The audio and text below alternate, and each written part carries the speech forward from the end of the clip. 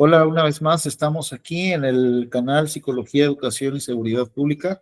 En esta ocasión, pues yo me siento muy contento y muy honrado también de tener la participación de una de las psicólogas pues más importantes de nuestro país por toda la labor que ha desarrollado. Es la psicóloga Lourdes Cepeda García y me voy a permitir leer su semblanza curricular de una forma breve para que los estudiantes de psicología y las personas que van comenzando también puedan conocer un poco de la trayectoria que ella ha desarrollado.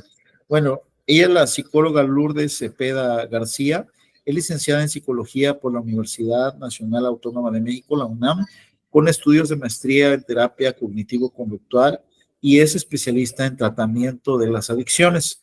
Cuenta con diversos entrenamientos nacionales e internacionales en terapias, sobre todo conductuales contextuales, como la terapia dialéctica conductual, la terapia de aceptación y compromiso, la terapia de activación conductual para la depresión y IBCT y Mindfulness. Se ha desempeñado en instituciones públicas y privadas en atención a las adicciones y violencia con perspectiva de género. Ha impartido diferentes capacitaciones en materia de adicciones y violencia con perspectiva de género en la Universidad Nacional Autónoma de México, en la Universidad Autónoma del Estado de México, en el Instituto de Salud del Estado de México y en la Secretaría de Educación Pública, en la Asociación Peruana para Adicciones y en Psicología IDEA Consulting Ecuador. En la actualidad es terapeuta, docente y coordinadora académica en el Centro de Capacitación Conductual Mexiquense y psicóloga clínica en el Hospital Materno Infantil Vicente Guerrero del municipio de Chimalhuacán. Bueno, pues eso es parte de lo que ella ha desarrollado. Como ustedes pueden ver también, van a encontrar a la psicóloga Lourdes Cepeda en distintas formaciones y entrenamientos, tanto a nivel nacional como a nivel internacional. Pues un placer y un honor. También para mí, estoy muy contenta aquí de participar aquí con nuestros colegas de Psicología, Educación y Seguridad Pública. Y pues antes que nada, pues felicito también pues el canal, lo que ustedes hacen. Y la verdad es que es un trabajo bien arduo porque pues hacer las entrevistas y hacer una serie de cosas pues no está tan sencillo, pero que además nos permite tener esta difusión, ¿no? Esta difusión de todos los temas de psicología, pues yo les aplaudo y los felicito. Muchas gracias, psicóloga y maestra. Vamos a comenzar, pues como es de costumbre, conociendo un poco más de nuestros ponentes y los que nos apoyan en hacer esta labor de divulgación hablar un poco acerca de sus valores personales y profesionales que orientan pues su práctica clínica, pero además también pues que la caracterizan como ser humano. Pues bueno, pues voy a tratar de ser concreta. Fíjate que uno de mis valores a nivel como personal es mostrar el afecto y cuidado a las personas pues que yo estimo. Pero también va relacionado con mis consultantes. Sin lugar a dudas, pues a las consultantes se les toma mucho aprecio, ¿no?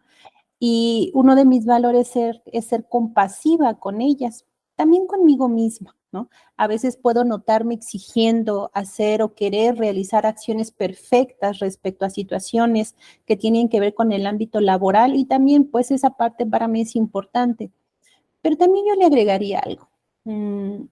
Cuando atiendo situaciones de violencia, pues a mí como ser humano me pasan ciertas experiencias, llámese pensamientos, emociones, etcétera.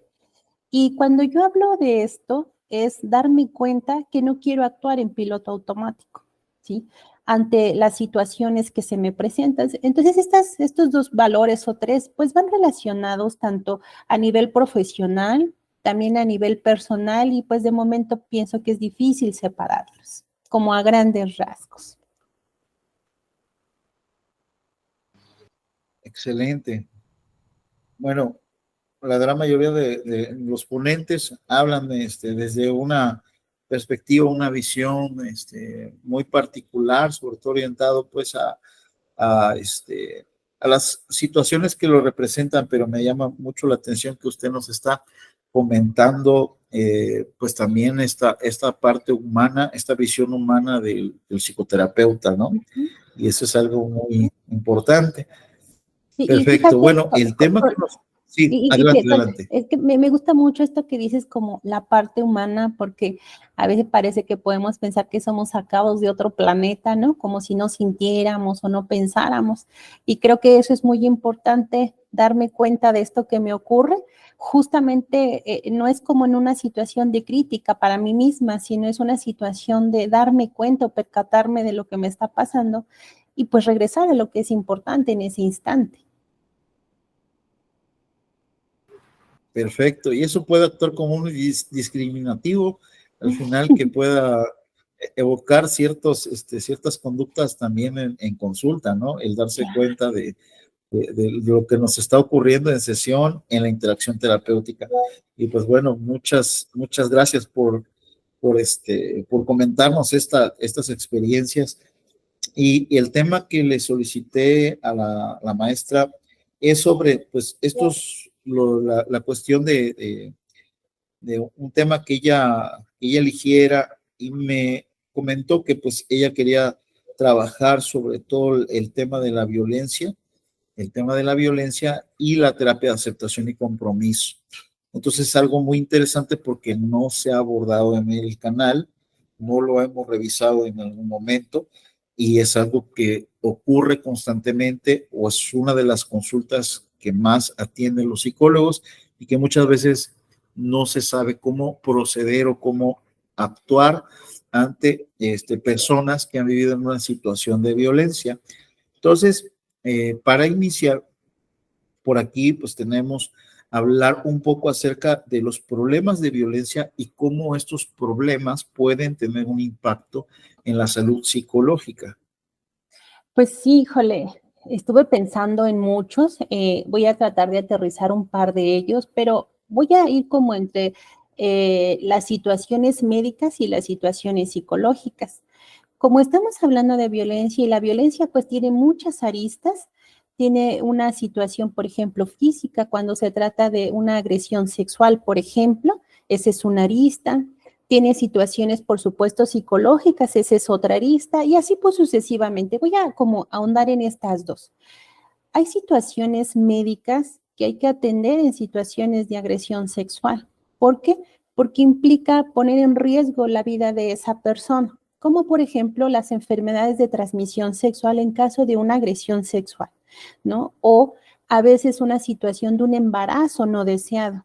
Sabemos que, bueno, las agresiones sexuales, una de las consecuencias es esto, y los embarazos no deseados, cuando la mujer se está enterando de un embarazo, pues puede cometer equivocaciones médicas, ¿no?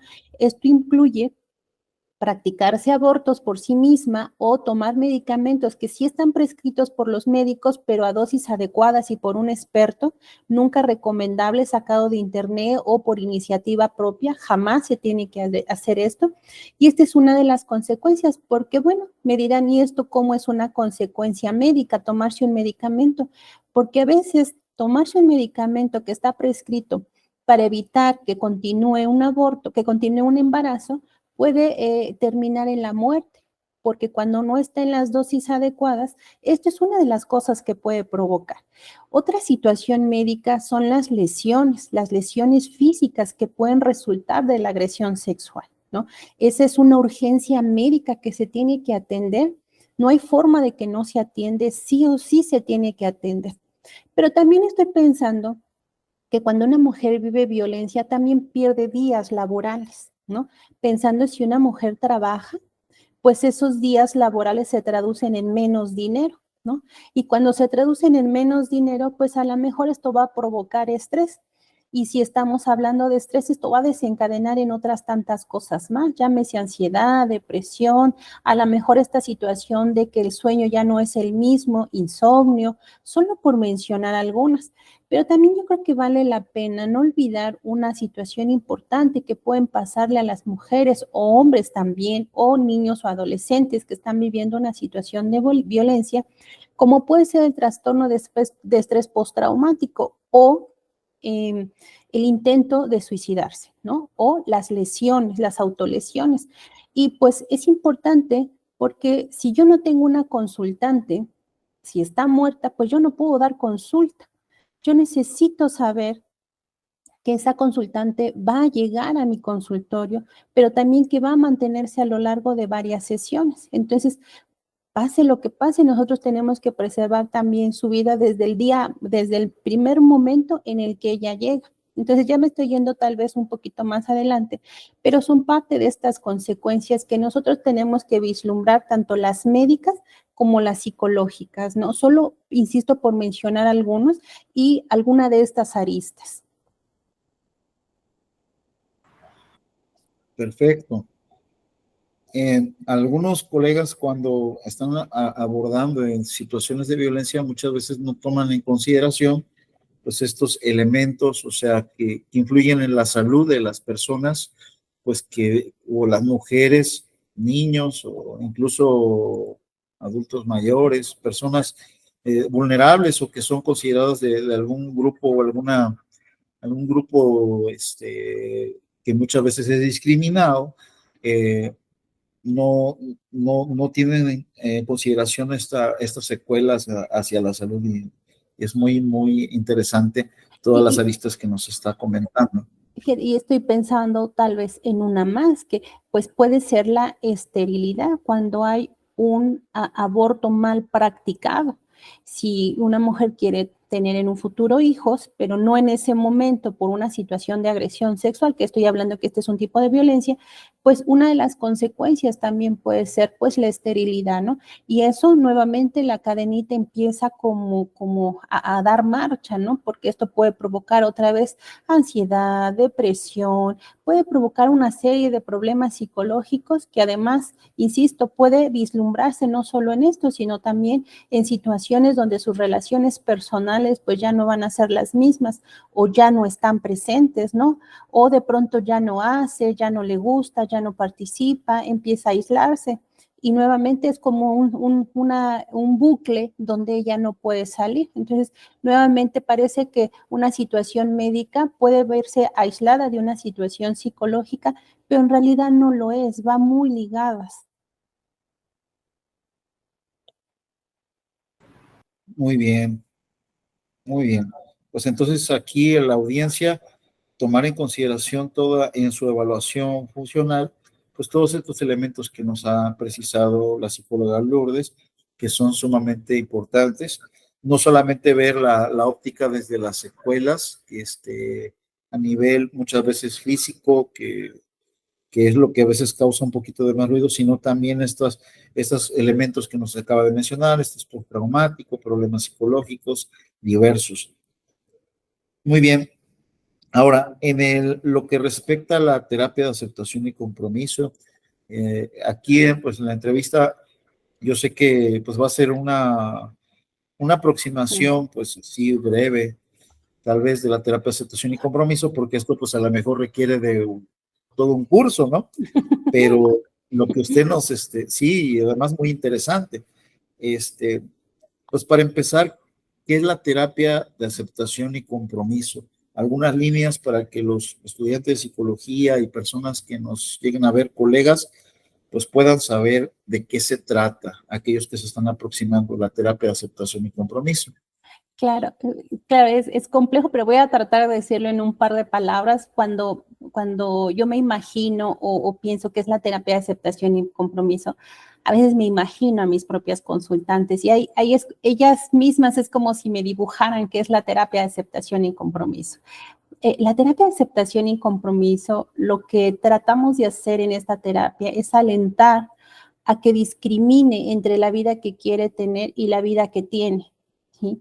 Pensemos que si la vida que tienes son situaciones de violencia extrema o no extrema, es que pueda discriminar entre estas dos y que entonces pueda hacer acciones comprometidas que la acerquen a una vida valiosa o a la vida que ella quiere.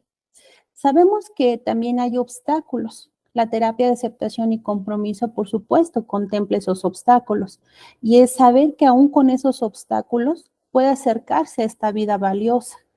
Y aunque puedan existir, alentarla a que tome decisiones, a que elija vida 1 o vida 2, ¿no? Pensando que vida 1 es toda aquella que representa una situación de violencia, o la vida 2 es toda esta vida, todas estas acciones que ella quiere hacer, o esta vida que ella quiere tener, que por supuesto es distinta a una situación de violencia.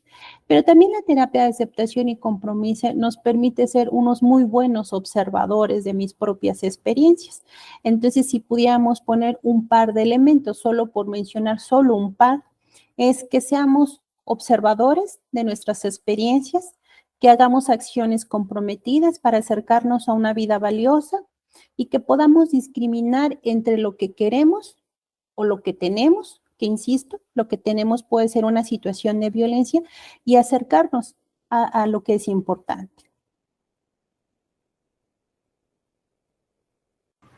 Genial. Pues ahora que estaba yo reflexionando, ahorita que nos estaba comentando, de una forma más experiencial esta parte de la terapia de aceptación y compromiso. Pues muchas veces las personas que viven una situación de violencia ya están cansadas de luchar contra esas personas que les han lastimado o no saben cómo actuar, qué hacer para poderse proteger. Y aparte de la violencia que tienen de su entorno, de su exterior, de su contexto, a veces empiezan a luchar también con sus propias emociones. Y uno de los elementos es que usted estaba comentando, muy importante, es poder reconocer que estas experiencias emocionales, esto que le está ocurriendo por el interior, pues es también válido, y que de alguna forma no es luchar, sino también tratar de en su momento realizar estas acciones comprometidas. Me llamó mucho la atención eso, no sé si quiera abonar a esto que estamos planteando. Y fíjate que a veces cuando las mujeres llegan a terapia, voy a hablar un poquito de las mujeres más, porque pues son las que más llegan a atención ante situaciones de violencia. Cuando ellas llegan, ellas tienen reglas que con los seres humanos crecemos con reglas, ¿no? El tener una familia a toda costa, no importa si te maltratan, si te violentan, no importa nada de eso, si una de las reglas es tener una familia conformada con papá, mamá, hijos, ¿no? ¿Y qué estoy diciendo con esto? Que cuando ellas llegan a consulta, yo me puedo volver un estímulo aversivo cuando le hago las mismas preguntas que otras personas a su alrededor pues ya le hicieron, o que yo le digo las mismas cosas que otras personas a su alrededor ya le hicieron. Por ejemplo, ¿por qué te quedaste ahí? ¿Por qué no te has ido? Y así una serie de preguntas que pueden ser como hasta muy comunes que se pueden estar haciendo. Y lo que estoy diciendo con esto es que si yo me vuelvo un estímulo aversivo para ellas no van a regresar, entonces sus comportamientos van a ser de evitación o escape, o simplemente no regresan o me dan el avión. Claro, sí, Lourdes, tú tienes razón, ¿no? Entonces estoy pensando un poco que la idea no es que yo me vuelva un estímulo aversivo como a lo mejor otras personas ya lo hicieron, sino lo que yo quiero es alentarlas a que se dirijan a hacer esas acciones comprometidas, aún con las dificultades que puedan tener. Pero valdría la pena agregar algo, que sea en el presente, porque a veces pueden pensar que esas acciones van a ser de aquí a 1 año, 2 años o meses, ¿no? Y claro, se ven tan lejanas que también pueden pensarse imposibles. Entonces, algo que yo agregaría es que esas acciones comprometidas pueden hacerse en el presente, cuando salgan de la consulta, o hasta en el mismo instante de la consulta. Súper, muy bien desglosado, ¿no? Pues ahí tienen varios elementos, colegas y estudiantes de psicología, para que sepamos cómo proceder. Algunas líneas generales. Claro que yo, por ejemplo, le recomiendo altamente el trabajo que hace el Centro de Capacitación Conductual Mexiquense, en donde pues la maestra y psicóloga Lourdes Cepeda, pues ella está a cargo pues de la dirección académica, y es importante que usted pues ya profundicen un poco más, porque esto pues ya requiere a lo mejor de un entrenamiento, una formación, y las formaciones que ellos tienen son muy interesantes, porque traen ponentes de distintas partes. No sé si quiere aprovechar, ahorita que estamos hablando de ello, si quiere aprovechar, comentar si hay alguna formación por ahí, algún entrenamiento que tengan en puerta.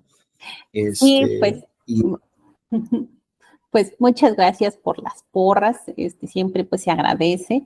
Sí, próximamente atraeremos aquí un docente de Estados Unidos que es de los creadores de la terapia de aceptación y compromiso. Todavía no decimos quién es, pero próximamente estaremos anunciándolo. La verdad es que algo importante pues es seguirnos preparando. Es muy complicado que a veces solo quedarnos con la carrera, lo que nos enseñan que puede ser muy poco o tal vez no es tan útil en ciertos momentos, pues seguirnos entrenando es como algo importante y valioso, y a lo mejor eso también puede ser una acción comprometida como profesionales, ¿no? sí, sí, muy bien. Pues vamos avanzando en lo que respecta, eh, ¿cómo se puede abordar estos problemas de violencia desde la terapia de aceptación y compromiso? Igual algunas líneas básicas generales para que los psicólogos y estudiantes de psicología pues conozcan un poco. Sí, pues mira, una de las situaciones, no en este orden de importancia, es encontrar los valores de esta persona, ¿no? De la que tengo enfrente. Los valores pensamos que no es algo que se acaba, sino es algo que se construye a lo largo de nuestra vida, porque si no, de lo contrario, pues sería una meta. Una meta pues se acaba, tiene una fecha y pues se concluye, ¿no? Y los valores es algo que a lo largo de nuestra vida se va construyendo. Entonces, si yo puedo encontrar los valores que para mí son como la brújula que va a guiar pues a lo largo de las sesiones, sería un primer paso. Todas las personas tenemos algo que es importante. Entonces, a veces pueden ser situaciones como quiero ser una mejor mamá, o quiero que mis hijos ya no vivan una situación de violencia, o ya no quiero que le estén presenciando, o simplemente en este momento yo quiero ser una mamá cariñosa, por ejemplo. Y justo hace un momento yo les decía que tenía que ser en el presente, ¿no? Para ser una mamá cariñosa, por ejemplo, no necesariamente ya no existe la violencia, ¿no? Yo puedo ser una mamá cariñosa, cercana y demás, aunque la situación de violencia pueda estar allí. No estoy minimizándola ni nada por el estilo, no quisiera que se malinterprete, pero no voy a esperar a que yo salga de esa situación de violencia física o psicológica para ser una mamá cariñosa, por ejemplo. Entonces, justo encontrar la brújula es en este momento presente, ¿no? Esa es una de las acciones o trabajos que vamos haciendo. Otra cosa importante es rastrear, rastrear el comportamiento de ella y también de la persona que agrede, ¿no? Le voy a poner así, agresor, le voy a llamar así este nombre. Em, Tendríamos que mirar qué de lo que hago yo como consultante, eh, detona los comportamientos del otro, ¿sí? Hasta aquí yo no estoy diciendo que sea culpa de nadie, ni estoy diciendo que las mujeres somos responsables de nada. Solo es aprender a rastrear qué de lo que hago yo hace que se incremente la violencia, ¿sí? Y que entonces si yo aprendo a rastrearlo, me puedo poner a salvo, ¿sí? Un ejemplo muy sencillo, seguro le faltarán elementos, es, por ejemplo, si mi pareja me grita, tráeme la comida o sírveme de comer, solo por mencionar un ejemplo, y esto a mí me provoca evidentemente enojo, tristeza, lloro, grito, a lo mejor termino diciendo que no, le va a provocar algo al otro, ¿sí? Y entonces esto puede desencadenar en una situación de violencia. Cuando yo como mujer ejerzo el contracontrol, puede hacer que se incrementen las situaciones de violencia. Entonces, eso es a lo que me refiero con rastrear ciertos comportamientos e insistir que no estoy diciendo que es culpa de nadie, solo es rastrearlos. Solo por mencionar estas dos cosas.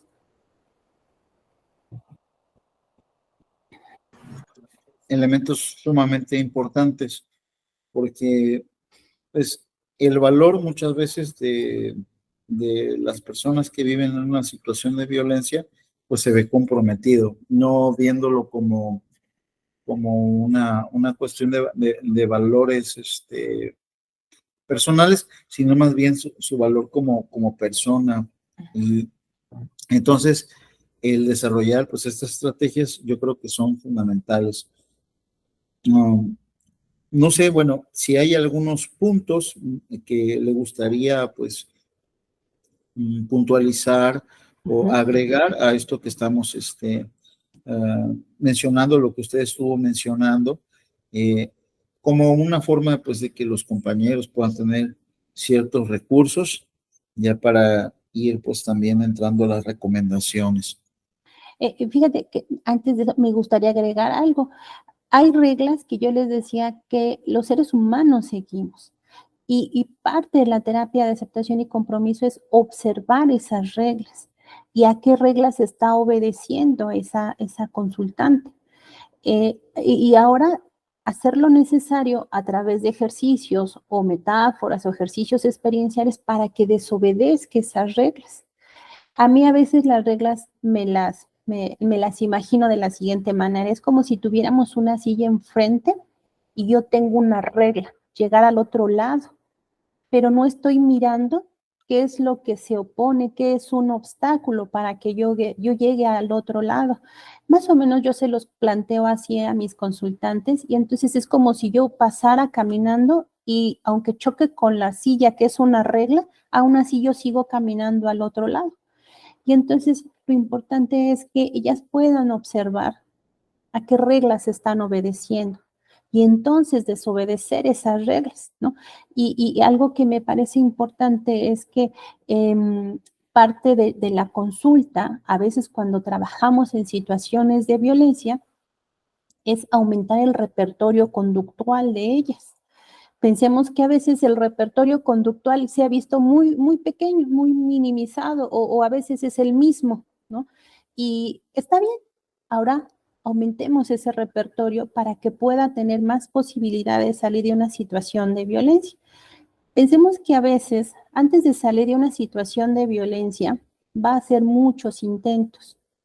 A veces puede ser desde el primero al quinto, al sexto, al noveno, etcétera. Pero a veces la probabilidad no es que sea el primer momento en que yo salga de la situación de violencia, sino intentos continuos. Y entonces, insisto, es poder aumentar el repertorio conductual de ella para que pueda tener mayor probabilidad. Sé que estoy hablando de situaciones de violencia en general, pero no olvidemos que la situación psicológica o la situación de violencia psicológica es una, la situación de violencia física extrema es otra, la situación de violencia sexual es otra situación, y voy a agregar un poquito desde la situación de violencia física. Cuando una mujer está viviendo una situación de violencia física, pues podemos hacer varias situaciones, entre ellas hacer un plan de seguridad basada en valores, ¿sí? Si yo solo le digo, tú corres peligro, tu vida está en riesgo, tu salud está en riesgo, tu físico está en riesgo, no es suficiente. Necesito trabajar un plan de seguridad basada en valores para que ella pueda acercarse a esa acción comprometida y esa acción muy probablemente puede ser salirse de ese espacio cuando estamos hablando de una situación extrema. Extrema, entiéndase que es que esté en peligro su vida, que al menos probablemente ya haya un intento de feminicidio, que no solo eso, a lo mejor no hubo un intento, Lourdes, pero a lo mejor hubo una lesión física tan fuerte que ya puso en riesgo su vida, pero también a lo mejor una parte, un área de su cuerpo, ¿sí?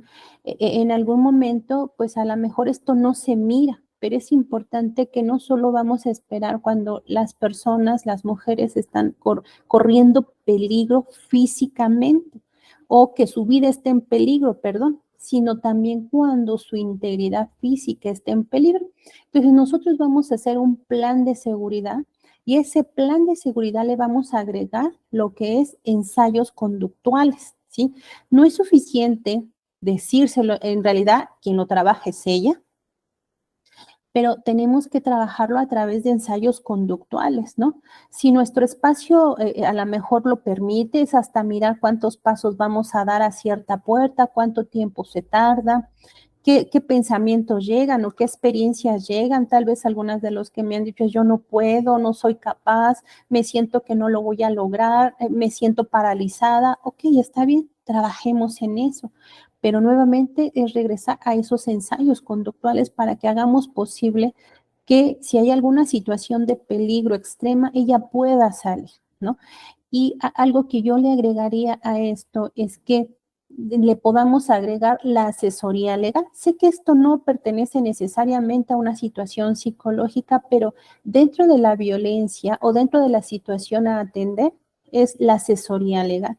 Porque a veces tenemos ideas o solo son mitos acerca de lo que pasaría si yo como mujer me salgo, ¿no?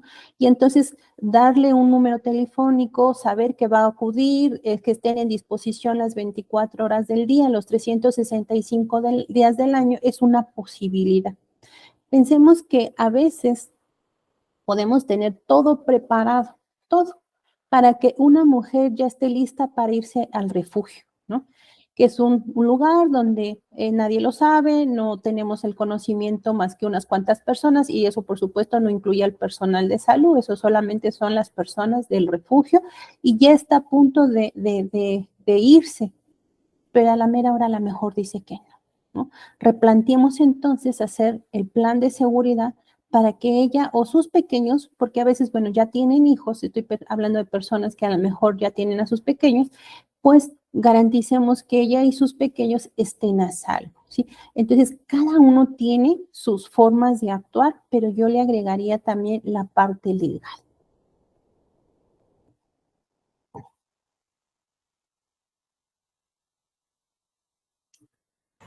Muy, muy bien.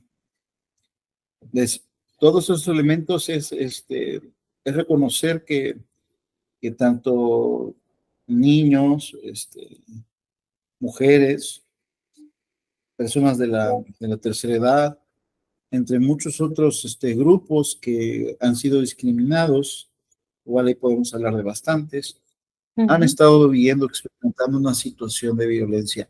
Entonces, al experimentar este rechazo, esta violencia persistente, muchas veces cuando llegan a consulta, pues ahora sí que no saben cómo actuar y llegan en un estado, pues muchas veces de crisis, de alteración psicológica y de alguna manera, pues ya cuando los compañeros ven esto, ven estas reacciones, pues no saben cómo proceder, ¿no?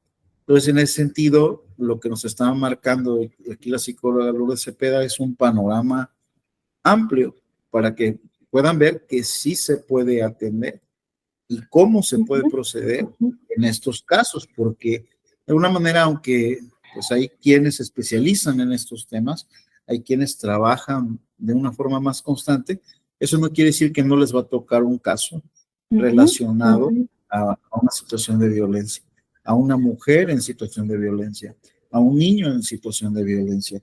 Y cada grupo, pues ahora sí que tendría sus especificidades o algunas variantes, pero estas líneas que nos está presentando yo creo que son muy buenas en el sentido de que sí orientan la práctica clínica y el abordaje desde la terapia de aceptación y compromiso.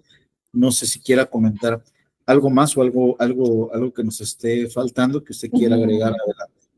Sí, fíjate, estaba pensando ahorita que lo estás diciendo, ¿qué pasaría si a nuestro consultorio llega una mujer que está viviendo violencia, ¿no? Lo ideal es canalizarla a un servicio especializado de atención a situaciones de violencia, porque ya hay normas que nos respaldan a todas las personas que estamos trabajando situaciones de violencia. Voy a poner un ejemplo. Si una mujer llega hoy a mi consultorio privado, pensando privado, porque a veces público puede ser otra situación, no muy distinta, pero puede marcar ciertas diferencias. Si hoy llega una mujer a mi consulta, a mi consultorio privado, que vivió una situación de violencia física, ¿sí? Y voy a poner el otro ejemplo, una situación de violencia sexual. yo necesito tener mi directorio a la mano para canalizarla de forma inmediata. Uno, si vivió una situación de violencia, necesito canalizarla ya, porque solo tengo 72 horas para que el sector salud pueda administrar lo que se llaman retrovirales o la profilaxis, que es con estos medicamentos debe evitar a toda costa una enfermedad de transmisión sexual. Solo tenemos 72 horas, entonces el tiempo vale oro. Y en esta situación, si llega a sector salud, se le van a hacer análisis clínicos y después no solo esto, sino también se le va a hacer la prueba de embarazo, ¿sí? Estas situaciones tal vez en nuestra consulta no las podemos atender, entonces necesitamos hacer la canalización correspondiente. Y yo les hablaba un poquito de la norma 046, nos respalda porque nosotros hacemos una acción. Nos dice que si hacemos acciones encaminadas para poder resolver una situación de violencia, entonces yo estoy haciendo lo propio, lo correspondiente, no caigo en una omisión.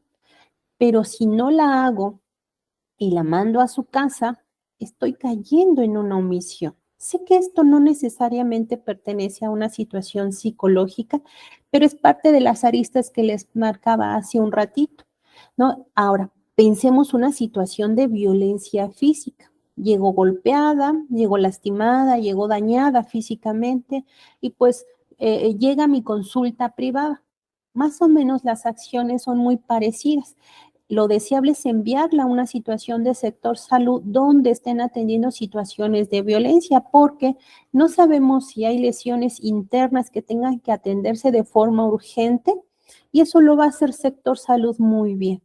Pero también es importante que si ella vive una violencia extrema, también sector salud le va a dar como los primeros auxilios, no solo psicológicos, sino legales, y esto implica pues el refugio, ¿sí?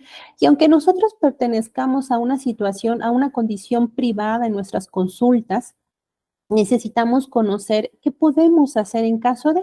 Entonces, nuevamente, yo estoy haciendo una acción que me permite mostrar, obviamente, agregarlo a mi expediente, y yo ya hice una acción de tal suerte que no estoy cayendo en ninguna omisión, ¿sí? Recordemos que nuestro expediente es un documento legal y ahí la referencia debe ir añadida. A veces me preguntan, Lourdes, pero si yo estoy en un consultorio privado, la estoy enviando al sector salud y le estoy haciendo su hoja de canalización y no quiere ir, ¿ok? No la podemos obligar, pero queda sentado en nuestro expediente que ella no quiso ir por las razones que ella expone y nuestra hoja, que es nuestra hoja de canalización, nos tiene que firmar. No acepto ir por razones determinadas, las que ella elija, pero tiene que quedar agregado a nuestro expediente clínico. Nuevamente, hacemos una acción donde no estamos siendo omisos en ninguna situación respecto a las situaciones de violencia, ¿no? Entonces, esto es como algo que nosotros tenemos que tener muy en cuenta porque la ley es muy clara. Ante situaciones de violencia tenemos que hacer acciones encaminadas a resolverlas. Resolverlas me refiero a canalizarlas, atender lesiones, etcétera. Muy bien, muy bien. Bueno, entonces aquí pues tenemos diferentes acciones que igual es importante tomarlas en cuenta porque el hecho de que no se conozca o algunos compañeros no conozcan las normas pues que rigen la atención en salud y sobre todo pues estos procedimientos no significa que pues que no deben de aplicarse. O sea, el conocimiento de las normas debe de entrar. Y muy importante esto que nos está señalando. Igual, pues no sé si quiera que pasemos ya a las recomendaciones para estudiantes de psicología, en algunos elementos hay que quiera comentar o quiera agregar algo más. Creo que podemos pasar como a las recomendaciones para los colegas que están estudiando o que están a punto de terminar o que ya terminaron también. Ok, adelante. Fíjate, yo estoy pensando que cuando trabajamos situaciones de violencia, Creo que en realidad no es la única, ¿no? Salud mental propiamente, pero voy a hablar un poquito de violencia. Puede existir un desgaste muy grande, ¿no? Y podemos seguir nuestras propias reglas, ¿sí? De estas reglas que hablaba hace un par de minutos, donde yo tengo que resolver a toda costa, yo tengo que hacer lo imposible, etcétera. Entiendo, pero yo alentaría a que nosotros no vamos a rescatar a nadie. Si nosotros fragilizamos a esa mujer, estamos haciendo lo mismo que han hecho otras personas. Y eso no va a ser de utilidad porque nuevamente su repertorio conductual se ve estrecho o no se ve ampliado o más allá de lo que ha venido haciendo. Entonces, esa es una. Y la otra es que cuando trabajamos con estas situaciones, pues nosotros tenemos nuestras propias experiencias, nuestros propios pensamientos respecto a esto. Entonces, no está mal ni está bien, nos va a pasar. Entonces, yo diría, nótalos y regresa a lo que es importante en ese momento, ¿sí? Entonces, eso es algo que continuamente nos puede ocurrir y yo pensaría en una tercera situación, autocuidados. Sabemos que la salud mental, todos aquellos que nos dedicamos a trabajar sobre esto, hay o existe un desgaste. Yo pensaría en elegir qué autocuidados voy a realizar día con día, pues para no quemarme o de pronto no desgastarme física y emocionalmente, ¿no? Entonces, cada uno puede elegirlo. Y con esto no significa que no seamos los profesionales que queremos, ¿sí? Sino más bien yo les dejaría esa pregunta. ¿Qué profesional quieres ser cada vez que estás trabajando con un consultante? Y entonces, ¿qué acciones deberías realizar el día de hoy, pues para ser el profesional que tú quieres ser?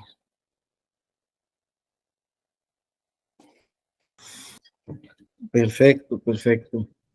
Pues, pues ahora sí que le agradezco todas las pautas que acaba de señalar, o sea, son muchos, muchos elementos de gran importancia. Yo creo que es una entrevista que van a disfrutar tanto colegas que ya están en el ámbito del conductismo y todos los elementos de las terapias de tercera generación, lo van a disfrutar mucho, estudiantes de psicología e interesados en el comportamiento humano y sobre todo aquella población que esté viviendo en una situación de violencia, el saber que si existen procedimientos, psicoterapia basada en evidencia que puede ayudarles y favorecerles. No sé si quiera comentarnos, pues, alguna cuestión, algunas bibliografías que usted recomiende, algunas cuestiones también para la población que pudiera estar escuchándonos. Igual, cuando la entrevista sea pública, pues ahorita estamos en una fase de grabación, vamos a hacer una poca de edición, lo que usted quiera plantear y Sí, abonar. fíjate, yo estaba pensando en eso, tengo mis favoritas. Aquí yo preparé un libro qué bueno que me hiciste esa pregunta, porque si no, yo de todos modos iba a sacar mi libro. Aquí, que es uno de mis favoritos, o tal vez uno que me ha ayudado bastante.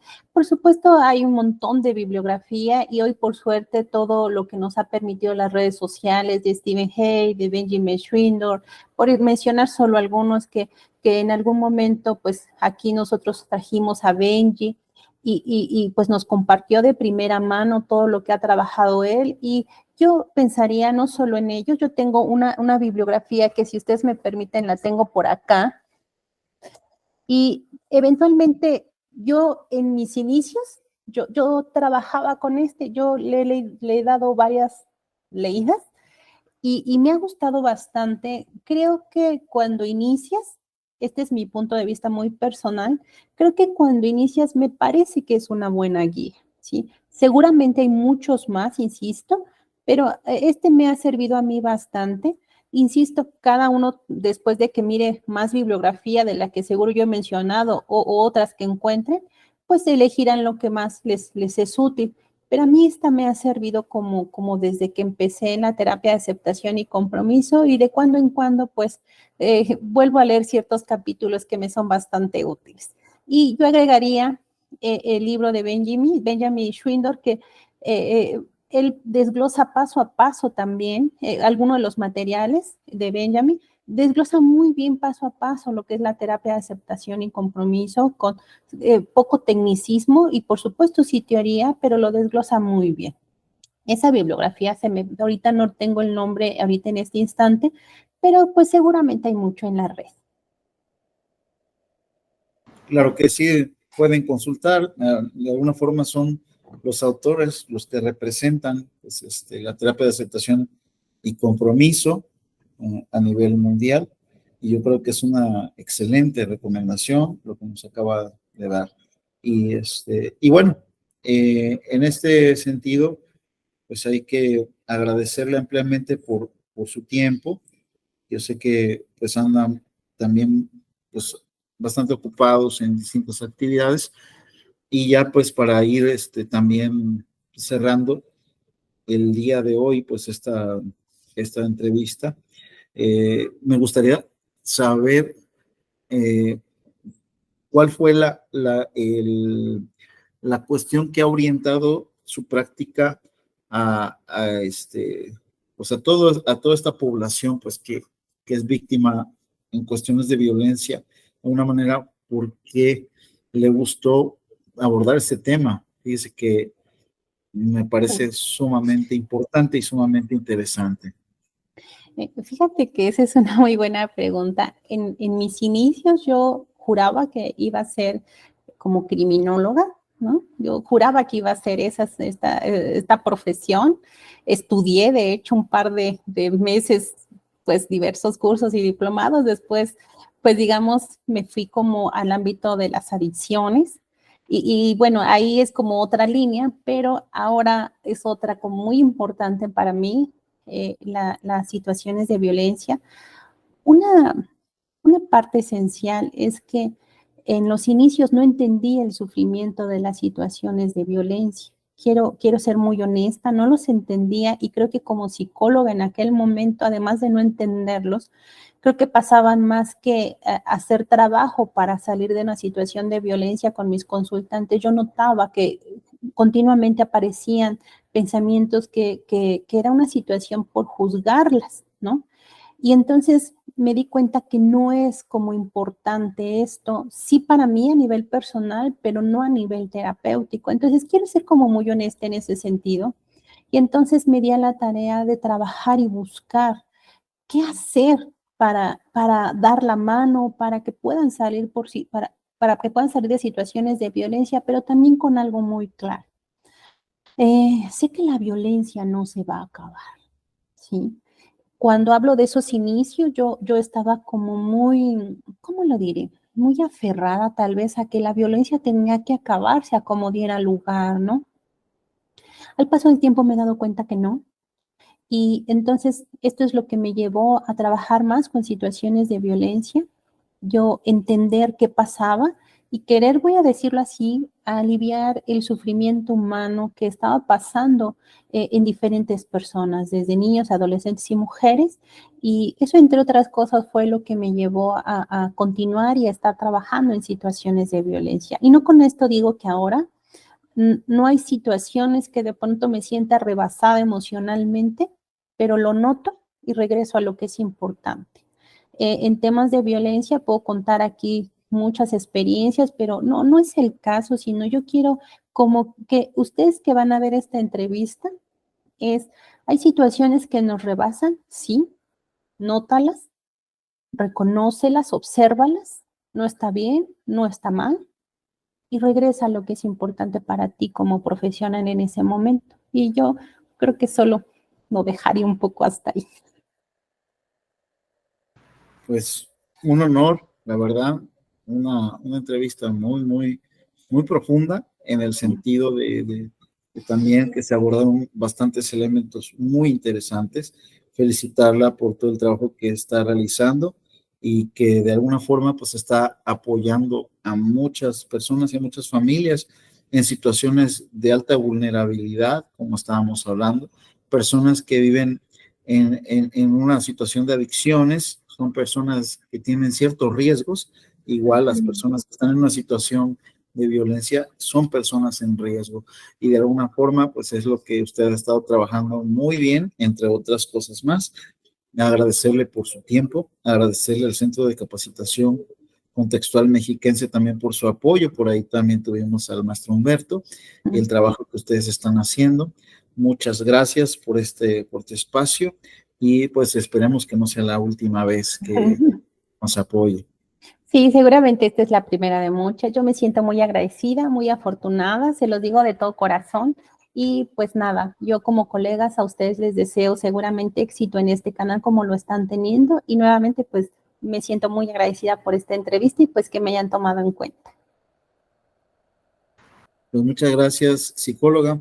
Nos vemos pronto y pues que disfruten esta entrevista, repásenla varias veces porque van a encontrar muchas cosas cada vez que la vean. Igual pueden consultar en las redes sobre el Centro de Capacitación Contextual Mexiquense, todos los cursos y actividades pues, que se realizan ahí y pueden buscar también a la psicóloga Lourdes Cepeda, que es muy amable y también tiene recursos que constantemente está compartiendo. Pues muchas gracias y nos vemos hasta la próxima vez. Bye bye.